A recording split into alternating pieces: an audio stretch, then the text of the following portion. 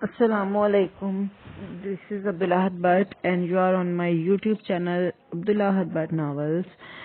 सच में इश्क मेरा नावल है जो मैंने अभी रिसेंटली कुछ दिन पहले ही शुरू किया है। वैसे तो मेरा इरादा नहीं था इसको यूट्यूब पर पोस्ट करने का, लेकिन फिर जब मैंने पढ़ा कुछ राइटर्स के पेज पे कि उनके नावल चोरी करके जो है यूट्यूब पर पोस्ट किए जा रहे हैं, तो इस वजह से फिर मैंने सोचा कि मैं अपना नावल अपने ही चैनल पे देना शुरू कर दूं। ऐसे भी अभी ज़्यादा किस्तें नहीं हुई, 8वीं किस्त ये यूट्यूब पर पोस्ट हो रहा है। पिछली 7 किस्तें आप जो है मेरे फेसबुक पेज से जाकर पढ़ सकते हैं। वो उसका मैंने आपको पहले ही बता दिया, जो यहाँ पर मेंशन भी है, अब्दुल्लाह भट्ट राइट्स। अच्छा, अब फितमिश की स्टोरी इमूमन सब नावल से डिफरेंट है, लेकिन मैं आपको बताता चलूँ कि फितमिश की अब वैसे तो 8वीं 9वीं मैंने आज इकट्ठी ही पोस्ट की है, लेकिन कल से एक ही एपिसोड एक दिन में पोस्ट हुआ करेगी। एक दिन आपको यूट्यूब पे मिलेगी और एक दिन आपको फेसबुक पे मिलेगी। और जिस तरह आज 8वीं 9वीं होगी, लेकिन आज 8वीं किस्त फेसबुक पर शाम को पोस्ट हो जाएगी, लेकिन 9वीं किस्त कल होगी और कल यूट्यूब पर 10वीं किस्त पोस्ट होगी राह मोहब्बत सीजन 2 की 3री किस्त के साथ। तो अब हम वक्त ज़ाया नहीं करते, अपनी किस्त पढ़ना शुरू करते हैं। इस वक्त हमारी लाइट गई हुई है, आप भी बताइएगा जिस टाइम पोस्ट हुई आपकी है थी कि नहीं। सिर्फ में इश्क किस्त नंबर 8, तहरीर Abdullah Bhatt, don't copy paste without my motivation, order reserved और बात राइट्स। रात के साए डल चुके थे, गहरी रात छा गई थी, यूं ही गहरे बादल आयशा की जिंदगी पर भी छा गए थे। निकाह के बाद वो कमरे में ही बैठी हुई थी, जबकि राबिया उसका कुछ सामान पैक कर रही थी, लेकिन आयशा ने उसे साफ मना कर दिया था। रहने दो राबिया, मुझे इस घर से कोई चीज भी नहीं चाहिए। आयशा ने इसे साफ इनकार कर दिया था। वो इस घर की कोई चीज नहीं चाहती थी। आखिर क्यों रखती इनकी चीजें जिन्होंने उसका यकीन न किया, भरोसा न किया, बस अपने ही मारे गए, चाहे वो सही थे कि गलत ये जाने बगैर। बस इनका बोझ उतारने की कोशिश की थी। कुछ ही लम्हात बाद साइश्ता कमरे में दाखिल हुई थी। वो आयशा के पास गई थी। चलो आयशा बेटा घर चलें, साइश्ता ने कहा तो आयशा साख सी खड़ी हो गई। चेहरा मुकम्मल तौर पर उतरा हुआ था, लेकिन जैसे ही वो 2 कदम आगे बढ़ी थी, राबिया उसकी तरफ लिपकी थी और फौरन जाकर उसके गले लगा लिया और फूट फूट कर रो दी। अपना ख्याल रखना, मैं तुम्हें बहुत याद करूंगी। इसे रोता हुआ देखकर आयशा की आंख से भी एक आंसू उसके गाल पर उतरा था, लेकिन उसने फौरन उसे साफ किया था क्योंकि उसे खुद को मजबूत रखना था। तुम भी अपना ख्याल रखना, आयशा ने भी आहिस्तगी से उसे कहा और उससे अलग करते हुए वो कदम बाहर की तरफ बढ़ाने लगी, जबकि साइश्ता भी उसके साथ चल रही थी। जी मामी, आपने मुझे यहाँ क्यों बुलाया है? अरबाज को सलमा बेगम ने गार्डन में बुलवाया था। इस वक्त वहाँ कोई भी ना था। सलमा बेगम जल्दी पर तेल डालने का काम कैसे न करती। बेटा, आपको मालूम है कि ये निकाह क्यों करवाया गया है? सलमा बेगम ने उससे सवाल पूछा तो अरबाज के चेहरे पर सवाल या तासुरात फैले थे। क्या मतलब, क्यों करवाया गया है? भाई की वजह से। इसे नासमझी के आलम में सलमा का जवाब दिया था, जबकि वो अपने चेहरे पर अफसुदा तासुरात लाई थी।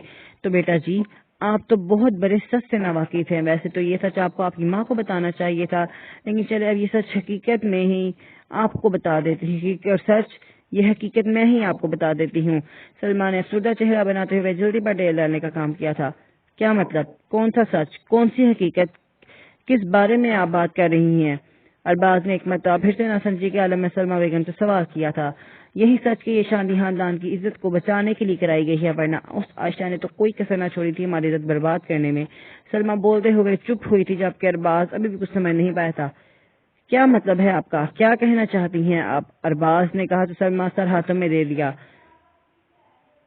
बेटा जी, एक तो बहुत बोले हैं आप, आपको नहीं पता आज सुबह ही सलमान ने आयशा को एक लड़के के साथ रंगे हाथों पकड़ा है, और वो बोल ही रही थी जब अरबाज ने उसकी बात काट दी थी। क्या?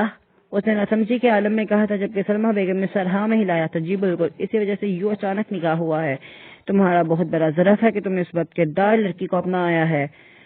सलमा बेगम चेहरे पर शैतानी मुस्कुराहट लिए वहां से जा चुकी थी, जबकि अरबाज वहां पर खड़ा था और अपने कनपटियां सुलगाने लगा था कि उसकी माँ की एक ऐसी लड़की को कैसे उसका हमसफर चुन सकती हैं।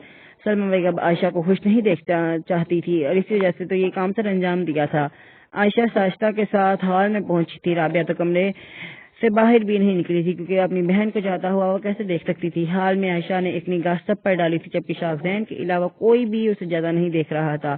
शाहजैन आगे बढ़ा था और उसके सर पर हाथ हाथ बढ़ाते हुए उसके सर पर हाथ रखने लगा था, जब ही आयशा पीछे हो गई।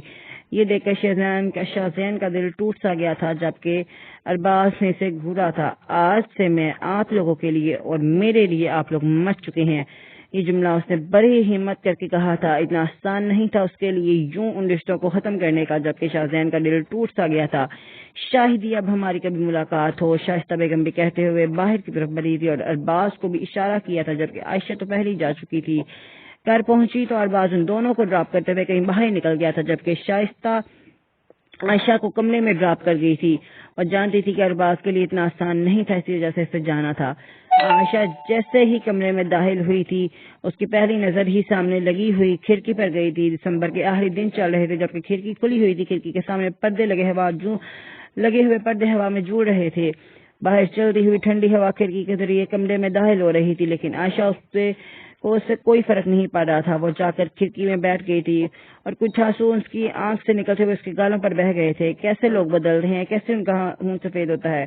وہ تو پہلے بس اس کے بارے میں کہانیوں میں بڑھا کرتی تھی، پر آج تو یہ اس کے ساتھ ہو گیا تھا۔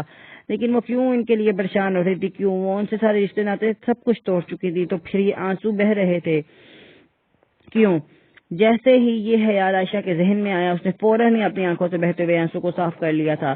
وہ یوں ہی کافی وقت تک وہیں بیٹھی رہی تھی۔ جیسے اس کی زندگی ویران تاریک ہو گئی تھی، ویسے ہی کمرہ بھی تاریک میں ڈوبا ہوا تھا۔